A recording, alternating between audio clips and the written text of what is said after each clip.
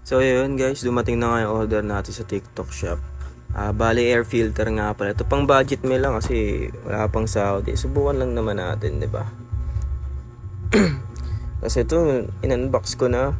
Hindi nga pala box yung plastic lang pala yun. Layo ng pagkakaiba nila sa genuine ng Honda talaga. Sa bagay, budget meal lang to. Pero try pa rin natin. Tara, kabitan natin. Kasi ito na nga, bumaba na ako guys. Bali kakabitan natin air filter dito. Bali ang gagamitin lang nating tools dito, yan yung Phillips screw. Kasi nga stuck pa din yung bolts ko dyan sa airbox. Bali 6 na bolts pala yung tatanggalin nyo dyan guys. Actually napakadali lang talaga magpalit ng air filter. Pinaka basic, sobrang basic pa sa basic. Kasi yan lang ginagawa ko. Iluwagan ko lang yung mga bolts, pa isa-isang tanggal, diba? Kasi minsan pag tanggal nyo niyan, biglang mahuhulog yung air filter cover eh. So kaya dahan-dahan lang, pa isa-isa lang guys. Kasi ayun na nga, fast forward na natin to dahil matagal-tagal din tong gagawin eh.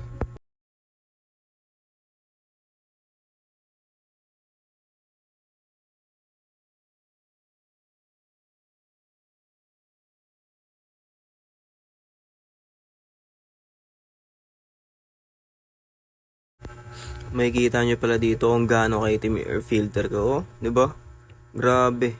Sa tagal kong di napalitan, sobrang itim talaga. Wala na. So palit na tayong bago dito talaga.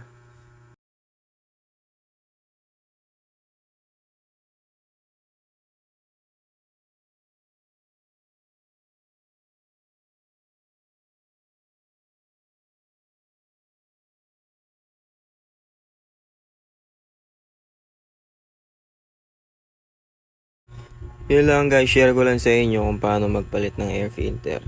Napakadali lang talaga.